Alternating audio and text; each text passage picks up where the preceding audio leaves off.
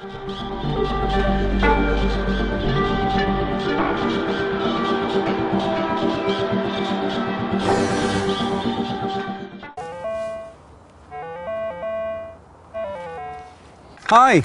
welcome to this short video presentation on the Minelab Quattro. We're going to take a quick look at the controls, the buttons, and describe them, and we will see what they do. And we're going to give a brief explanation of what everything does. Coins, coin jewellery, relic and all metal. Now, these two here operate on what they call conductive sounds. If I change the program here, you can see C there, which indicates that you have conductive sounds on. Over here we have two ferrous-based sounds. You can see the little F there. Every time you select a program, the tick shows which program you're operating. If you make a change, a tiny little star appears, a little asterisk. Now, when you want to save that, you hold it. It shows you saved on the screen, and a tiny little stick man shows that the change has been saved. Now, to get rid of that again, you just go back to your preset program, whatever is in here. Now, this is the power button, on off, and down here you have the legend. Now, objects can fall in various locations along here from 0 to 40, and it depends on their makeup. This area here are where your conductivity numbers will go. For instance, you have from -10 to 40, and each time that the cursor, this is what we refer to as the cursor, each time the cursor lands on a target, it should produce a target identification number, or an ID, a target ID, equivalent to the conductivity of the item that you've just found. It's being discriminated out.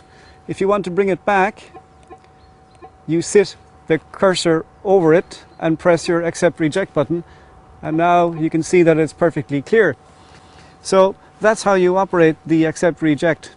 Now, pinpoint, the target bars will blacken as you approach the item. They'll fill up, and when you're right over it, they will be fully black, and you'll get that low buzzing sound to indicate that you're on top of what it is you're looking for. We have the battery icon here, and it's showing me a fairly low charge at the moment, so let's hope we'll have enough power to keep going here. Okay, then we have noise cancel, which steps up the Quattro through 11 of its operating channels, and it picks the quietest one that it decides has the least EMI, or electrical magnetic interference, in the atmosphere, and you should have quiet operation.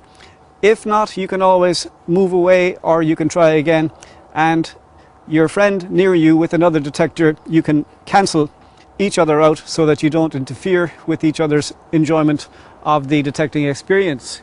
The main menu here, we have our minus shift button, our plus shift button, we have pinpoint button, and we have the accept reject. Let's take a quick look at the actual menu itself. So let's go into our menu. Now, on the left we have sensitivity, then we have your threshold, then we have the noise cancel. You also have a noise cancel here, but you have a secondary option to push it through the menu here. Then we have target volume, contrast, and trash density.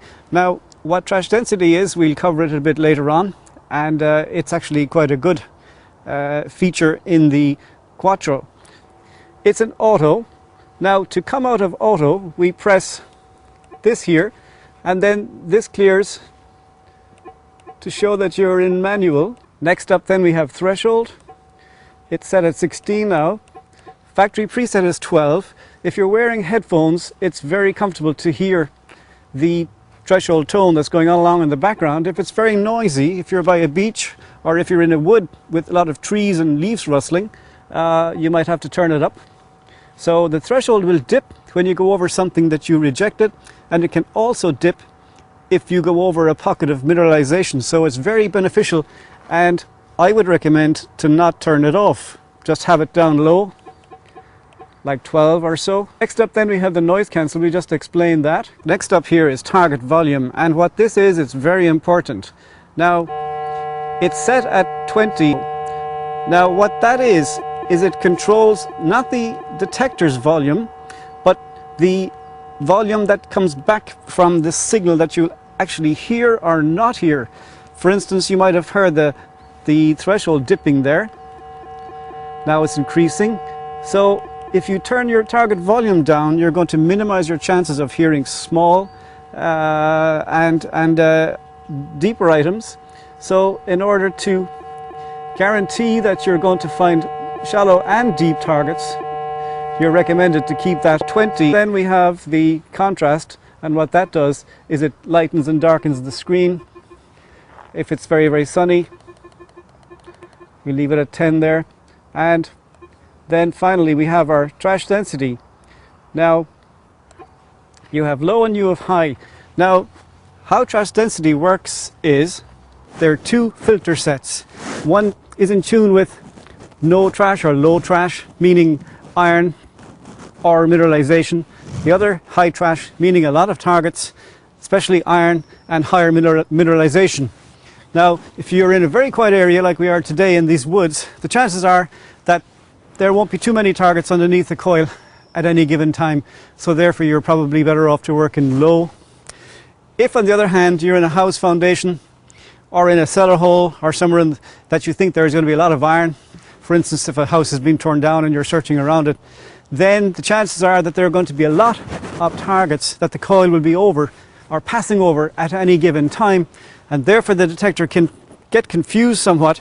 So if you work in trash density high, what it does is it speeds up the acceleration of the detector, in other words the processing and the discrimination, enabling you to pick out the coins and things in between the junk items that you don't want to find.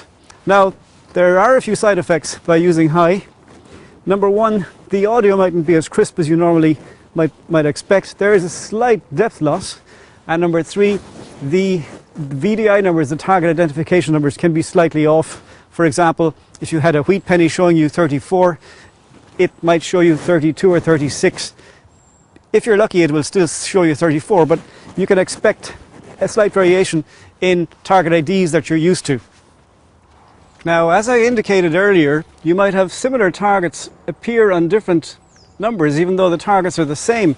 That's due to decay, and it could also be due to the actual angle of the target in the ground. For instance, these are two very, very similar coins, same king, same year, but totally different conditions. So I'm getting 29 on the worn one and 32 on the one that's in good condition. So therefore two completely similar objects can actually produce different target IDs. Now pull tabs can be the same to all intents and purposes, but are in actual fact different. So we'll scan these two, and that's 15 and that's 14. So there's a slight difference between them. Here we have a gold ring. This is just an ordinary plain wedding band. I found it with the Quattro, and that gives me 21. Buffalo nickel here, 14. We have a dime, 37, and now we have a square pull tab.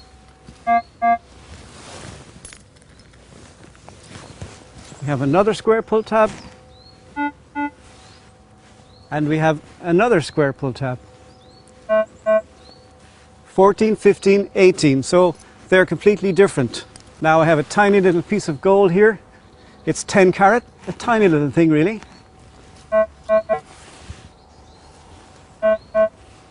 And it's showing me 14, so therefore the tab and this little piece of gold looked alike. So it's up to you whether you want to dig them or not. the silver quarter 1944, which will produce a high ping with probably 37. Yep.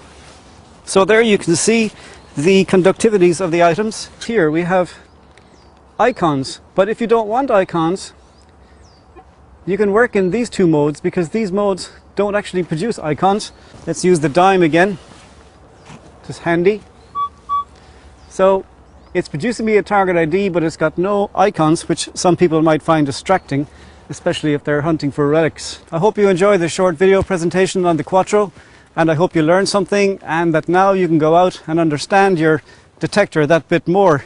So, as always, good hunting, and thanks for watching.